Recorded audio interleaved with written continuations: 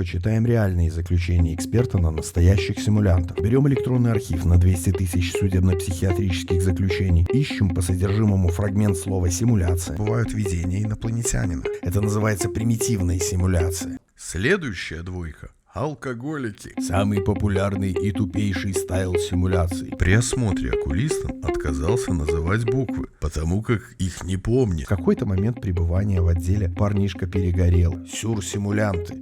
Привет, друзья, зовут меня Док. Доктор. Нетрадиционной психиатрии. Я не пропагандирую девиантное поведение и признаю за каждым право на защиту. Защиту своих интересов через невменяемость. Если говорить о симуляции психических заболеваний, то у меня большая научная работа, которой хватит не на один диссер, не опубликованная, поскольку я считаю, что в мутное время практическое применение этого инструментария важнее для иных целей, нежели те, под которые он мной создавался. Медицина в целом руководствуется идеями гуманизма и должна быть направлена на охрану жизни и здоровья, а психиатрия, в частности, занимается не только головой, но и способна уберечь противоположную, мягкую часть туловища, в прямом и переносном смысле, что вне всяких сомнений тоже может считаться, если не медицинской помощью, то как минимум профилактика излишнего травматизма, но не суть. А сейчас почитаем реальные заключения эксперта на настоящих симулянтов, на тех, кто по тем или иным причинам не пришел к успеху. Разберем их ошибки и посмотрим, как это описывается в заключении. Как мы это сделаем? Берем электронный архив на 200 тысяч судебно-психиатрических заключений, конкретно мой, собран по разным странам под научно-исследовательские и образовательные нужды. Ищем по содержимому фрагмент слова «симуляция», останавливаем поиск, за пару секунд уже полсотни вариантов. Произвольно отбираем из них 20, чтобы сэкономить твое время. Я все вычитываю и откидываю халтуру. Это обычно треть. Потом улетает еще половина. Алкаши, они с большего одинаковые. Удаляю лишний текст, особенно в части личных данных. И вуаля, обезличенный пациент номер раз. Это стационарная комплексная психолого-психиатрическая экспертиза, в которой, по выводам эксперта-психиатра, предъявляемая им в период нахождения на судебно-психиатрической экспертизе симптоматика, носит клинически неправдоподобный статический характер и является симуляцией. При настоящем обследовании он дифференцированно предъявлял симптоматику медицинскому персоналу и демонстрировал полную адекватность в общении с сопалатниками, что свидетельствует о достаточном уровне социальной ориентации. Перевожу. Во время нахождения в стационаре он вел себя адекватно, озвучивал симптомы только медицинскому персоналу. Тут все понятно. А вот что значит клинически неправдоподобный, мы поймем, когда почитаем о его поведении. Идем в часть описания его психического состояния, в психостатус. При поступлении в отделение развязан, ведет себя нагло, в грубой форме отказывается от госпитализации, стремится представить себя сумасшедшим, утверждает, что видел инопланетянина. После того, как эксперты выразили недоверие к предъявляемой симптоматике, сам рассмеялся. По поводу инкриминируемого ему деяния демонстративно заявляет, что был в таком ненормальном состоянии, не помню, что делал. Острых психотических расстройств не обнаруживает. В отделе поведение было внешне спокойным. Персоналу заявлял, что видит инопланетянина, однако внешних признаков психических расстройств не отмечалось. С соплатниками поведение и общение было адекватным. Ел и спал достаточно. Острых психотических расстройств не отмечалось. Отказался от психологического исследования и беседы с психологом. Представлен экспертной комиссией. В ясном сознании, ориентирован всесторонне верно. На вопросы отвечает в целом по существу. Интеллект соответствует полученному образованию и образу жизни. Поведение носит демонстративно-установочный характер. Заявляет, что он сумасшедший, что бывают видения инопланетянина, что инкриминируемое ему деяние совершил в ненормальном состоянии, однако пояснить, в чем ненормальность, не может. По факту чувак заржал, когда ничего не рассказал о якобы пережитых им когда-то галлюцинациях, не дал никакой информации про состояние в период деликта, отказался выполнять психологические методики, ну и нормально потусил в палате. То есть за болезнь информации нету, кроме выдуманного инопланетянина. Это называется примитивная симуляция. Вариант номер 2, тоже комплексная психолого-психиатрическая экспертиза, тоже вариант примитивной попытки симуляции. Тут чувак психиатру рассказал, что забыл обстоятельства содеянного, в остальном никаких симптомов не обнаруживал, а косил только у психолога. Вот что пишет психиатр. Сведения о себе излагает последовательно, в хронологическом порядке с указанием дат значимых событий, не ссылаясь на нарушение памяти только до периода времени, который относится к инкриминируемому ему деянию. То есть рассказывает обо всем, кроме преступления. Теперь внимательно. Психологическое исследование. В ходе выполнения отдельных проб демонстрировал грубо выраженные нарушения непосредственного запоминания и произвольного внимания, характерные для органического поражения головного мозга. Однако при сопоставлении результатов психиатрического и психологического исследования есть грубое несовпадение по нарушению памяти. Такой результат объясняется следующим образом. Полученные результаты следует рассматривать сквозь призму защитно-установочного поведения в форме симуляции интеллектуальной недостаточности. В выводах психиатр указал, что ссылка на запамятование исследуемых событий может объясняться как выраженностью простого алкогольного опьянения,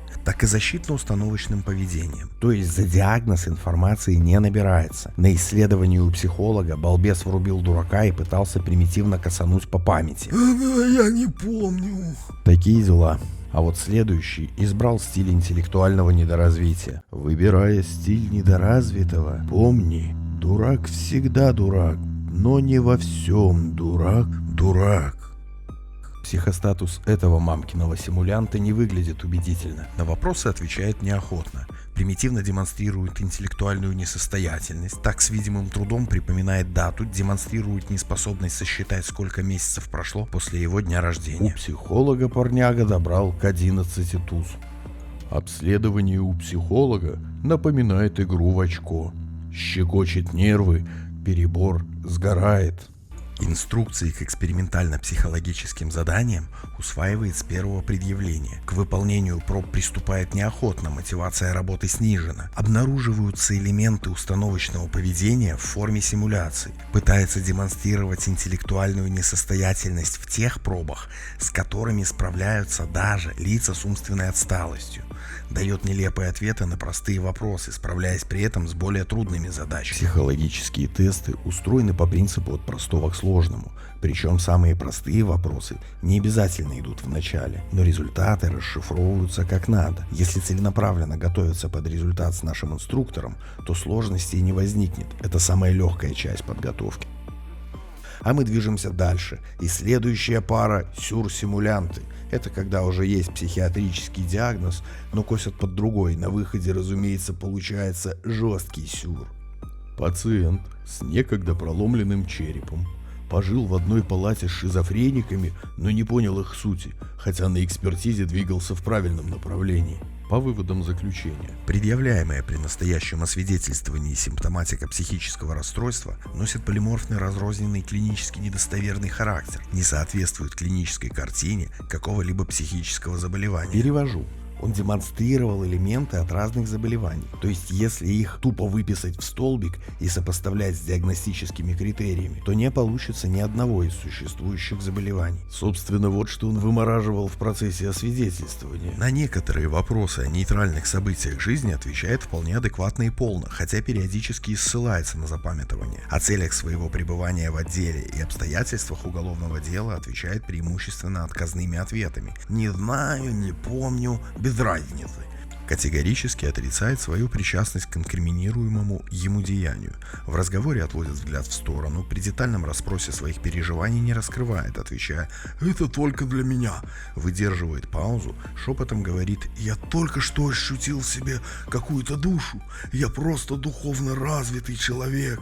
При уточняющих вопросах раздражается, закрывается, поясняя «я не хочу это говорить, потому что дух от вас какой-то идет, вам не дано этого понять, потому что вы особенные люди. Меня завели, раньше был нормальный». Подозрителен. «Зачем вы меня все это записываете? Вы будете владеть информацией и оборачивать против меня». Мышление преимущественно конкретное, ссылается на слуховые обманы восприятия, но содержание их не раскрывает.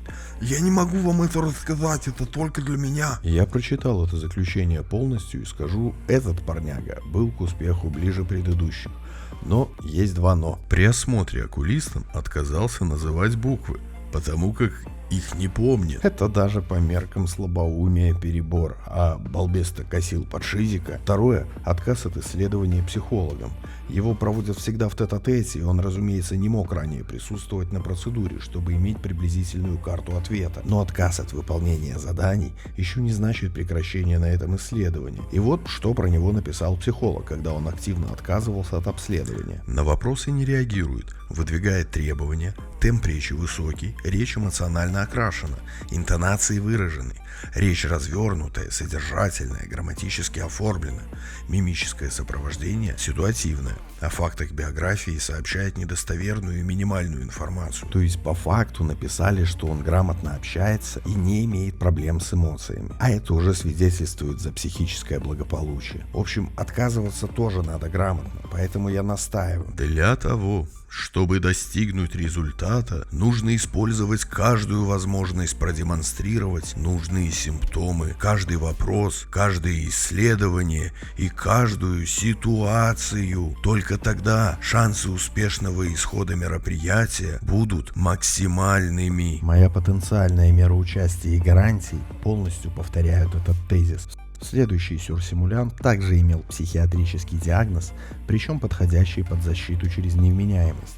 Но косить решил под реальных сумасшедших, по выводам экспертизы. За время наблюдения в стационаре симптоматика изменялась в зависимости от внешних обстоятельств. Появлялась у исследуемого во время беседы с экспертами, в присутствии медицинского персонала. При этом значительно редуцировалась во время общения с другими исследуемыми в отделе, что объясняется умышленным преувеличением симптомов, аггравацией, отсутствием убедительной временной связи между возникновением имеющихся симптомов и дисфункцией головного мозга, вызванной черепно-мозговой травмой в таком-то году, на которую ссылается исследуемый, позволяет исключить природу его возникновения. Предъявляемая исследуемым при настоящем обследовании симптоматика психического расстройства со ссылками на галлюцинаторные переживания, как в период времени, к которому относятся инкриминируемые ему деяния, так и в настоящее время, носит полиморфный, разрозненный, клинически недостоверный характер, выражается в изображении болезненных симптомов, чуждых имеющемуся в настоящее время психическому расстройству. Сюрсимуляция из психостатуса рассказывает, что стали приходить видения. Она стала приходить, вижу и разговариваю с ней, она в виде красивых цветных шариков, и ее прикосновения были очень приятными. Тут же уточнял, что впервые видения появились в таком-то году. Они не пугали, были даже приятны, но после ссоры с женой прекратились. Стал видеть его, он был такой страшный, с большущими руками в черном плаще. Испытывал страхи, боялся оставаться один дома. Первое время пребывания в отделе поведение носило спокойный упорядоченный характер. Адекватно и избирательно общался с соседями по палате, хорошо ориентировался, выполнял инструкции персонала, читал имеющуюся литературу. В дневниках сестринского наблюдения отмечалось сниженное настроение. При этом в беседе с экспертом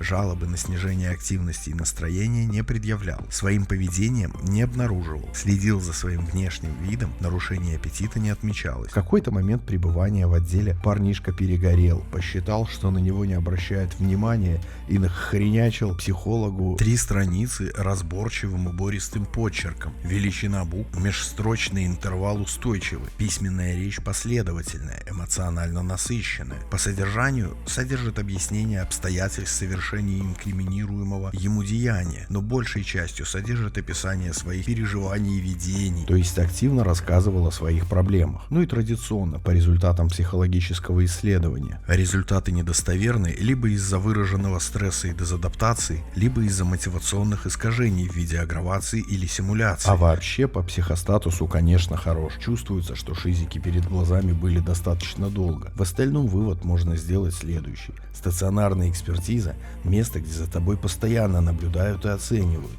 А больной, он больной все время, не только когда общается с экспертом или персоналом. Следующая двойка. Алкоголики. Куда ж без них? Косят они в основном примитивно, но я был бы не я, если бы не отобрал для тебя пару интересненьких. Первый неоднократно лечился с белочкой, а когда совершил разбой по синьке, начал пересказывать свои состояния, перенесенные в прошлом. Получилось, как и у всех оказавшихся в нашем с тобой ролике.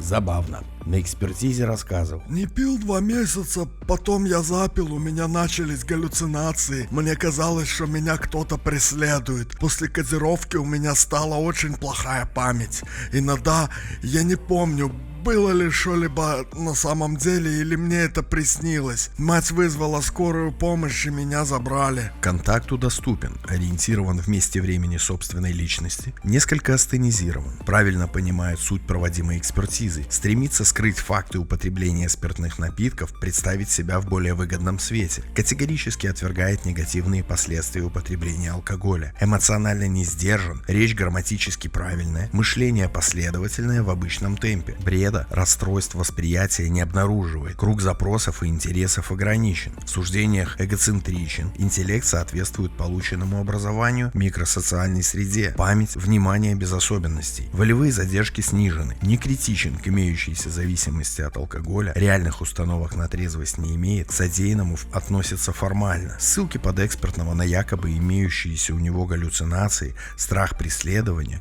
являются попытками симуляции психического расстройства с использованием ранее пережитого опыта, перенесенного ранее алкогольного психоза, полностью излеченного в условиях психиатрического стационара. Мораль. Галлюцинации должны находиться в одной смысловой плоскости с деянием. Следующий – это олицетворение всех остальных алкашей. Самый популярный и тупейший стайл симуляции. И укладывается в одно предложение. Ссылки на то, что он вместо потерпевшего Видел женщину, а также думал, что ему казалось, что это принадлежащая ему сумка. являются клинически разрозненными и носят защитно-установочный характер. И, наконец, последний авантюрист, нацеленный на импровизацию и не знающий разницы между жалобой и симптомом. Когда нету четкого плана и стратегии, то на выходе все выглядит именно так. Поведение испытуемого в период стационарного обследования носило установочный характер, неоднократно менял линию поведения, предъявлял полиморфные и клинически недостоверные жалобы, линию поведения подолгу не выдерживал. При попытках расспросить о состоянии в период госпитализации в стационар путается в ответах, сообщает противоречивые, порой взаимоисключающие сведения, не может дать каких-либо четких ответов на вопросы, касающиеся якобы имеющихся обманов восприятия, старается уклониться от прямых расспросов, перевести разговор на другую тему. При более настойчивых расспросах сообщает взаимоисключающие и противоречивые сведения, путается, наблюдает за реакцией собеседников, пытается угадать правильный ответ. На прямые вопросы отвечает непонятно, о чем голоса говорят, непонятно, мужские или женские, уже не могу вспомнить и так далее. Разница между жалобой и симптомом – разница качества. Жалоба – это слова, а симптом – действие, которое должно быть зафиксировано на бумаге. Недостаточно только пожаловаться. Жалоба призывает специалиста к диагностике, и за ней должно быть действие. Вот и получается, несмотря на ссылки на депрессию, общий фон настроения на всем протяжении пребывания в отделе ровный. Периодически жаловался на нарушение сна, однако по наблюдениям засыпал вскоре после отбоя и спал без пробуждений. В итоге по выводам и получилось. При настоящем стационарном обследовании у испытуемого не выявляется нарушений в сферах интеллекта, мышления, памяти, восприятия и эмоций. Ссылки испытуемого на наличие у него слуховых обманов восприятия носят полиморфный, клинически недостоверный характер, не укладываются в клиническую картину какого-либо психического расстройства. Их следует расценивать как попытку симуляции психического расстройства. Вот такие неудачные заходы регулярно исполняют на экспертизе. Не повторяй чужих ошибок. К делу нужно подходить серьезно. А я как раз знаю серьезного специалиста со специфическим чувством юмора, который поможет надеть нужное амплуа. Стучись в Телеграм, может, и договоримся. Контакты перед глазами и под видео.